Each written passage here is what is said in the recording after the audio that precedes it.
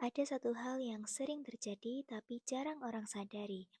Bukan saat kamu bertahan, bukan saat kamu berjuang, dan bukan saat kamu terus menjelaskan perasaanmu. Justru saat kamu pergi, baru dia sadar.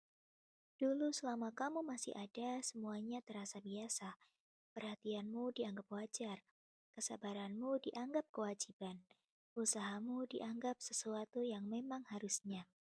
Dia tidak pernah benar-benar takut kehilangan karena di kepalanya kamu selalu kembali, selalu ada, selalu memaafkan, selalu mengerti, sampai satu hari kamu berhenti. Bukan berhenti mencintai dengan marah, tapi berhenti berharap dengan tenang. Kamu tidak ribut, tidak menuntut, tidak membuat drama. Kamu hanya pergi. Dan disitulah semuanya berubah. Karena kepergianmu bukan lagi ancaman, bukan lagi cara meminta diperjuangkan. Kepergianmu adalah keputusan. Dan saat seseorang menyadari bahwa kamu pergi bukan untuk kembali, disitulah kesadaran datang. Terlambat, bukan tentang kehilanganmu, tapi tentang kehilangan orang yang paling tulus yang pernah ada di hidupnya. Dan mungkin itulah kenapa dia baru sadar saat kamu benar-benar pergi. Poin yang pertama, selama kamu masih bertahan, dia tidak pernah merasa kehilangan. Selama kamu masih ada, dia tidak pernah benar-benar takut. Bukan karena dia kuat, tapi karena kamu terlalu setia. Setiap kali dia berubah dingin, kamu yang menyesuaikan. Setiap kali dia menghilang, kamu yang menunggu. Dan setiap kali dia menyakitimu, kamu yang mencoba memahami. Dan semua itu menciptakan satu ilusi berbahaya, bahwa kamu akan selalu ada. Di kepalanya kehadiranmu sudah seperti latar belakang, tidak disadari tapi dianggap pasti. Makanya dia bisa seenaknya, menunda, menggantung, memberi harapan setengah-setengah. Karena tidak ada konsekuensi. Kamu tidak pergi, kamu tidak benar-benar menjauh. Kamu tetap bertahan meski hatimu habis. Dan selama itu dia tidak pernah merasa kehilangan. Bahkan saat kamu menangis, dia mengira itu hanya fase. Saat kamu lelah, dia pikir kamu akan pulih sendiri. Karena di matanya kepergianmu selalu bersyarat, selalu bisa ditunda. Dan ini yang paling menyakitkan. Semakin kamu berjuang, semakin kecil nilaimu terlihat. Bukan karena kamu tidak berharga, tapi karena sesuatu yang selalu ada sering dianggap tidak akan pergi. Sampai akhirnya kamu memilih berhenti bertahan. Bukan karena kamu tidak cinta, tapi karena kamu sadar cinta yang hanya satu arah akan menghabiskan siapapun. Dan saat kamu pergi dengan tenang tanpa drama, tanpa kata panjang, disitulah untuk pertama kalinya dia merasa kehilangan. Karena selama ini, yang dia kehilangan bukan kamu, tapi rasa aman yang kamu berikan. Dan saat rasa aman itu hilang, baru dia sadar betapa mahalnya harga dari kesetiaan yang dulu dia sepelekan. Poin yang kedua, kesadaran selalu datang terlambat karena dia baru merasa saat kehilangan itu nyata. Masalahnya bukan karena dia bodoh, bukan juga karena dia jahat sepenuhnya. Masalahnya karena kehilangan itu tidak terasa selama kamu masih ada. Selama kamu masih membalas pesan, selama kamu masih menunggu, selama kamu masih peduli, di kepalanya kamu belum benar-benar pergi. Makanya sinyal-sinyal kecil dari kamu tidak pernah dianggap serius. Capekmu dianggap drama, tangismu dianggap berlebihan, perhatianmu dianggap tekanan. Karena dia belum merasakan dampaknya. Kesadaran manusia tidak datang dari kata-kata, tapi dari rasa kehilangan. Dan selama rasa itu belum menyentuh, apapun yang kamu jelaskan akan lewat begitu saja. Dia baru mulai berpikir saat tidak ada lagi pesanmu di pagi hari, saat tidak ada lagi namamu di notifikasi, saat hari-harinya tetap berjalan tapi ada bagian yang kosong. Bukan kosong yang ribut, tapi kosong yang sunyi. Dan kesunyian itulah yang membuat pikirannya berisik. Di fase ini dia mulai mengulang ingatan, bukan karena ingin berubah, tapi karena ingin memastikan ini benar berakhir. Dia mencari tanda kalau kamu hanya menjauh sementara, mencari celah untuk kembali masuk. Karena jujur saja, Kehilangan yang tiba-tiba selalu membuat orang panik, dan saat panik itulah kesadaran muncul. Bukan kesadaran tentang betapa kamu terluka, tapi kesadaran tentang betapa nyamannya dia dulu. Dia mulai sadar betapa banyak hal kecil yang dulu kamu lakukan tanpa diminta. Dukungan, perhatian, kesetiaan. Semua itu baru terasa saat tidak ada. Dan disitulah penyesalan lahir. Bukan penyesalan yang berisik, tapi penyesalan yang diam-diam menggerogoti. Karena saat kehilangan itu nyata, dia tidak lagi bisa menyangkal satu hal. Kamu bukan berlebihan, kamu terlalu tulus. Dan kesadaran yang datang terlambat selalu menyisakan satu rasa pahit. Seandainya dia sadar sebelum kamu pergi. Tapi hidup tidak berjalan mundur. Dan saat kesadaran akhirnya datang, yang tersisa hanyalah jarak yang sudah terlalu jauh. Poin yang ketiga, saat dia mulai mencarimu, bukan karena cinta, tapi karena kehilangan mulai mengganggunya. Setelah kesadaran itu muncul, dia tidak langsung berubah jadi sosok yang berbeda.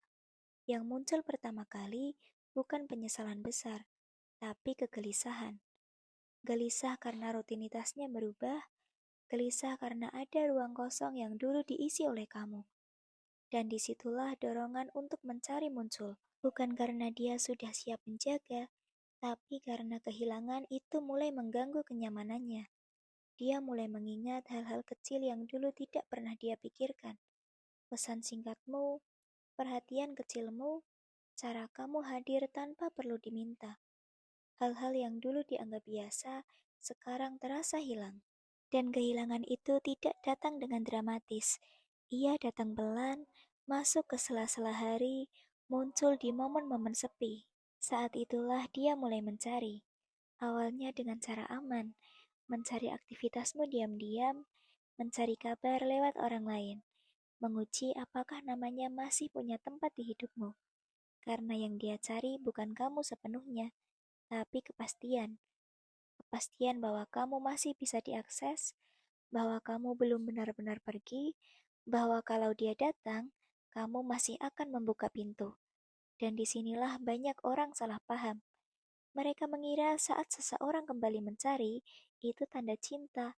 Padahal seringkali itu hanya tanda dia tidak siap kehilangan. Karena mencintai berarti siap berubah. Sedangkan mencari kembali, seringkali hanya ingin mengulang rasa aman lama. Dan di fase ini dia datang setengah-setengah. Kadang hangat, kadang dingin, kadang perhatian, kadang menghilang. Karena dia sendiri belum berdamai dengan kenyataan bahwa kamu tidak lagi menunggunya. Dan selama kamu tidak bereaksi berlebihan, tidak memberi respon emosional, tidak membuka luka lama, dia akan semakin sadar bahwa kehadirannya tidak lagi punya pengaruh yang sama. Di titik ini dia mulai bertanya ke dirinya sendiri, kenapa sekarang dia beda? Kenapa aku yang nunggu? Dan pertanyaan-pertanyaan itu adalah awal dari perubahan posisi. Karena dulu kamu yang selalu mencari, sekarang kamu yang memilih diam.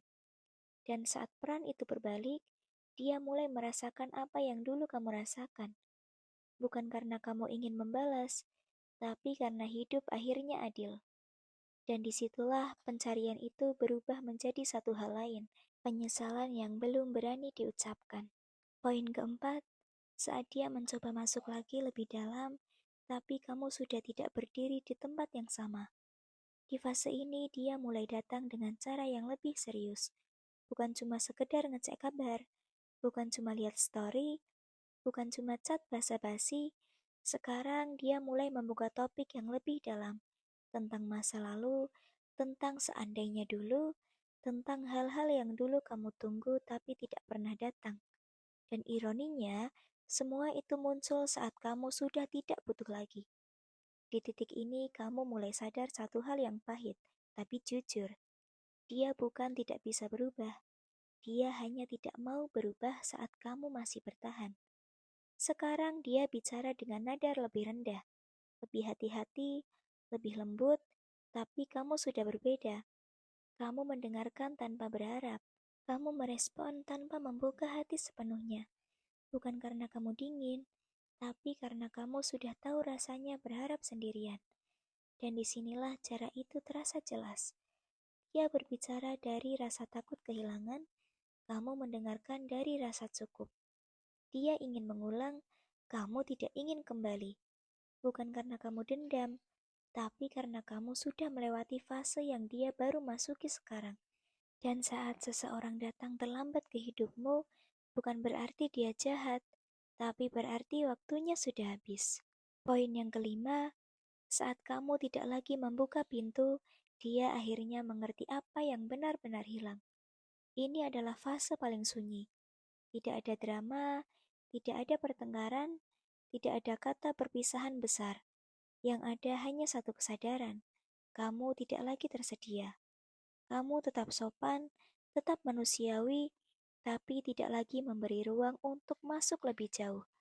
Dan di titik ini, dia akhirnya merasakan kehilangan yang sebenarnya. Bukan kehilangan orang yang bisa dia panggil kapan saja, tapi kehilangan versi kamu yang dulu selalu ada. Versi yang sabar, versi yang selalu menunggu, versi yang bertahan meski terluka. Versi itu tidak akan kembali.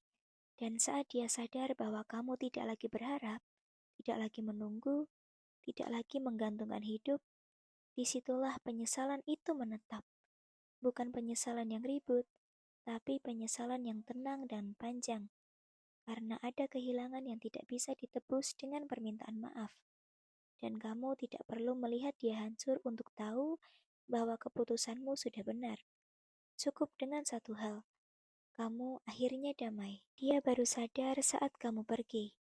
Bukan karena kamu berubah jadi lebih kejam, tapi karena kamu berhenti menyakiti diri sendiri. Dan kalau hari ini kamu memilih pergi tanpa ribut, tanpa balas dendam, tanpa ingin diperjuangkan, itu bukan kekalahan. Itu adalah bentuk kedewasaan yang paling jarang orang miliki.